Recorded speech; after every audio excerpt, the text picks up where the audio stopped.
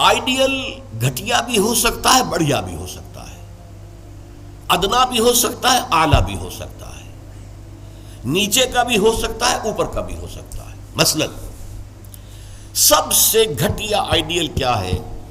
اپنی ذات، اپنا مفاد، اپنا علوف، گویا کہ اس کا آئیڈیل اپنی ذات ہے۔ ذات کے لیے زیادہ سے زیادہ دولت، ذات کے لیے زیادہ سے زیادہ عزت، ذات کے لیے زیادہ اقتدار، یہ حاصل کرنا، یہ بھی ایک مقصد ہے، یہ بھی ایک نصب العین ہے۔ یہ گویا کہ انسان اپنی شخصیت کے گرد گھوم رہا ہے، شخصیت کے گرد گھوم رہا ہے۔ نتیجہ کیا نکلے گا؟ یہ انسان کیا ہوگا؟ جھوٹا ہوگا، دغاباز ہوگا، دھوکہ دے گا، بائی ہک اور بائی کروک یہ چیزیں حاصل کرنے کی کوشش کرے گا۔ مقصد ہے دنیا میں سربلندی، جیسے کہ سورہ قصص کے آخر میں کہا گیا لا یریدون علوا فی الارض ولا فسادا، یہ زمین میں بلندی حاصل کرنا، اس سے تو فساد پیدا ہوتا ہے۔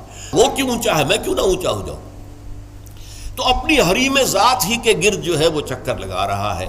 تو ظاہر بات ہے کہ جو اس آئیڈیل پر ہے وہ اخلاقی اعتبار سے انتہائی گھٹیا ہوگا، اس لیے کہ قرآن کہتا ہے ان النفس لامارۃ بالسوء، نفس جو ہے وہ تو برائی ہی کا حکم دیتا ہے۔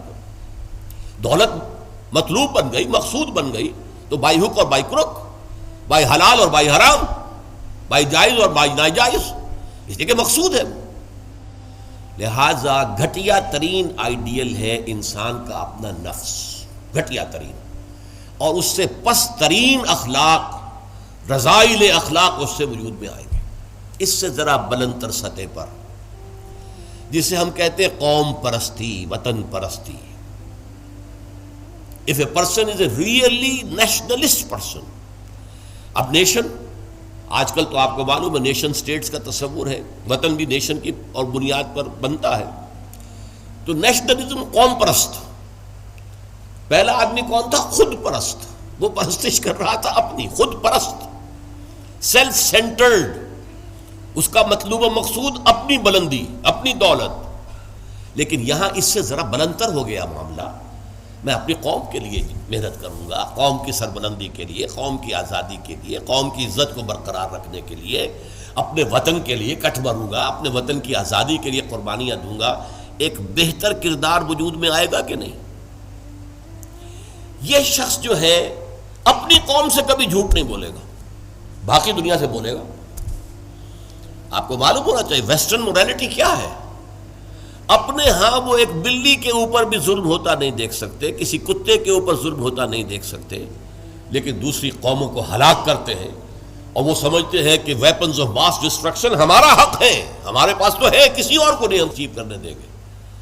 یہ مورالٹی ان کی، وہ اپنی قوم کے لیے ہے، کوئی جھوٹ نہیں بولے گا، دھوکہ نہیں دے گا، غداری نہیں کرے گا، اپنی قوم، اپنے وطن سے سچے ہیں۔ لیکن اس کے باہر نہ ان کی محبت ہے، وہ اپنے ہاں تو کہیں گے لو دائی نیبر ایز دائی سیلف، لیکن بقیہ قوموں کے ساتھ ان سے بڑا ظالم کوئی نہیں، انٹرنیشنل لیول پر آ کر ان سے بڑا جھوٹا، ان سے زیادہ فریبی، ان سے زیادہ دغاباز، ان سے زیادہ دھوکے دینے والا کوئی نہیں۔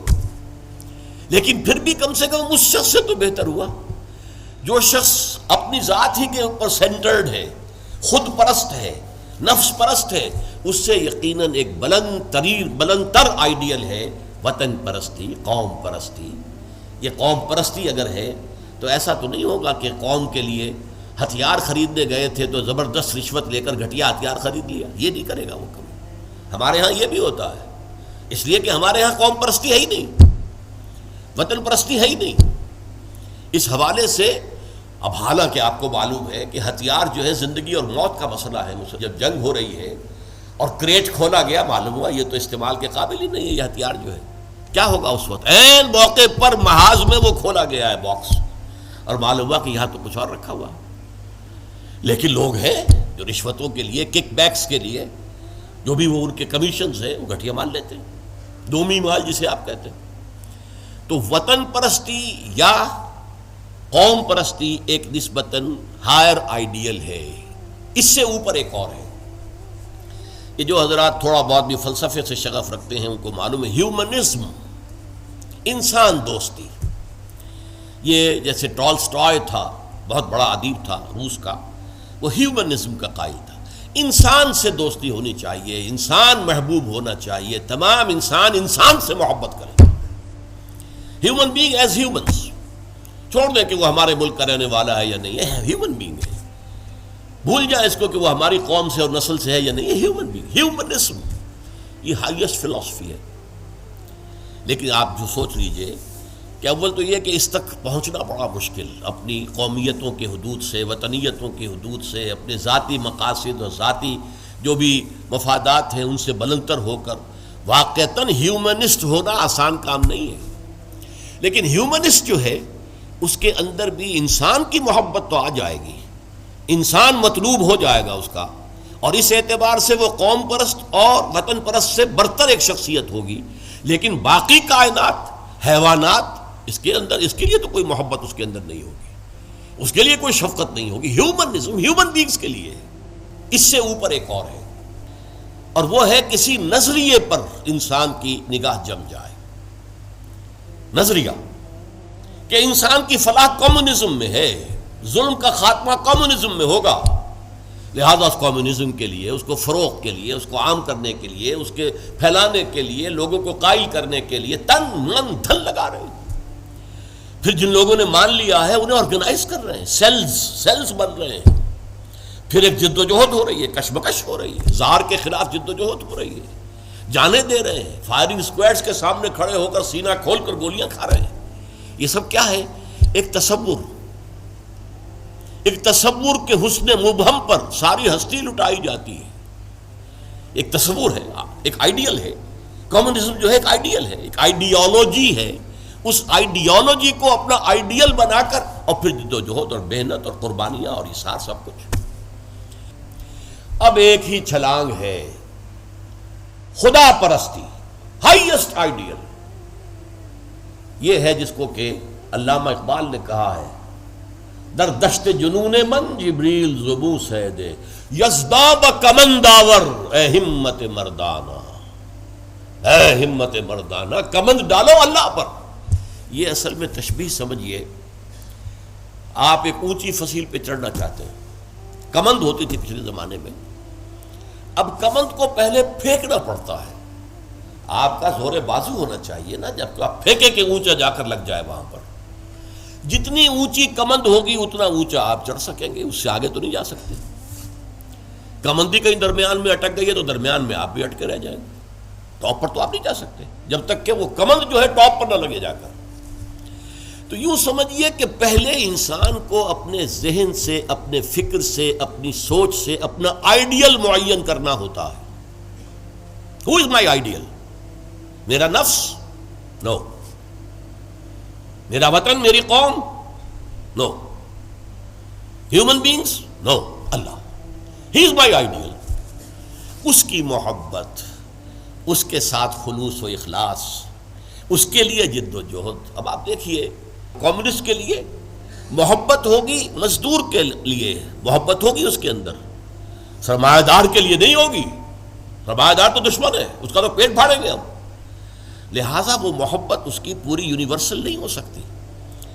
اللہ کو جس نے آئیڈیل بنا لیا، اللہ منزل ماں کبریاست، میری منزل، میرا آئیڈیل، میرا مقصود، میرا مطلوب، میرا محبوب حقیقی اللہ ہے، یہ ہے ہائیسٹ آئیڈیل۔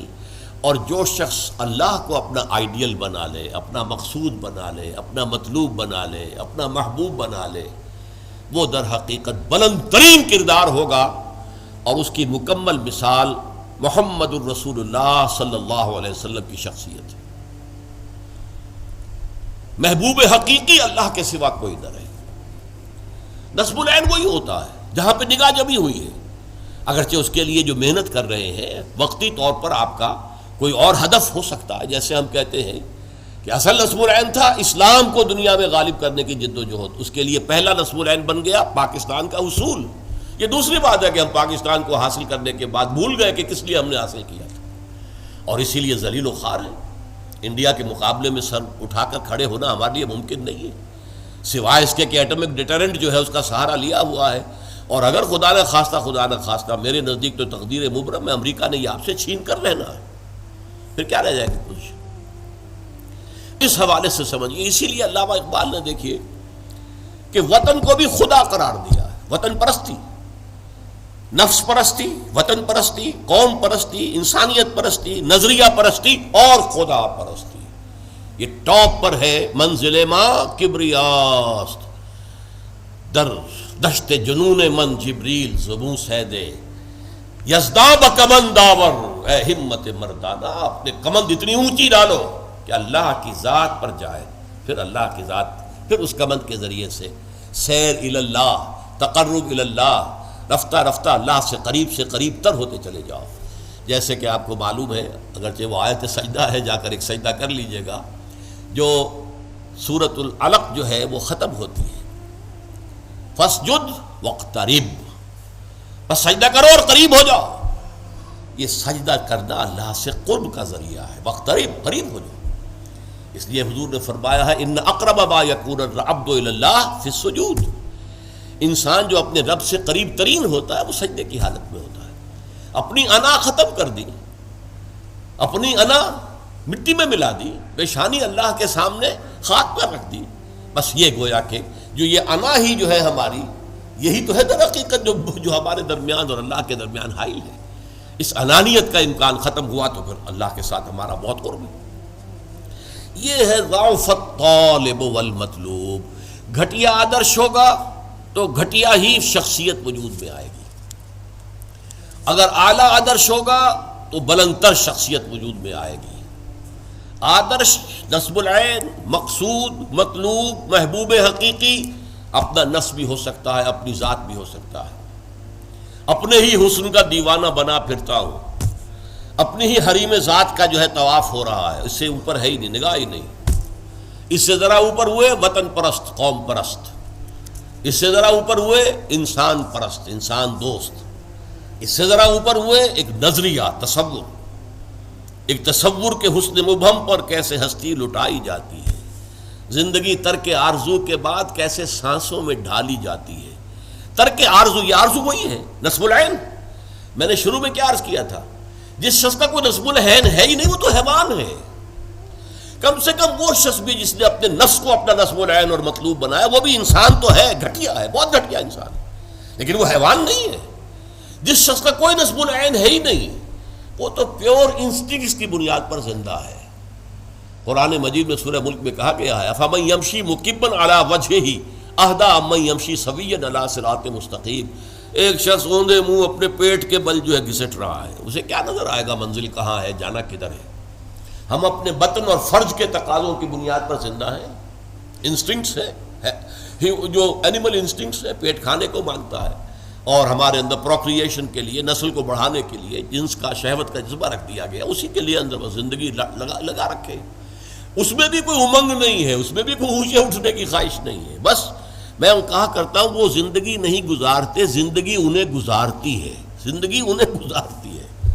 لیکن یہ کہ وہ زندگی گزارنا، وہ تو یہ ہے کہ آپ کا کوئی نہ کوئی نصب العین، کوئی آئیڈیل، کوئی ہائر جو آپ کا ایک مقصود و مطلوب ہو۔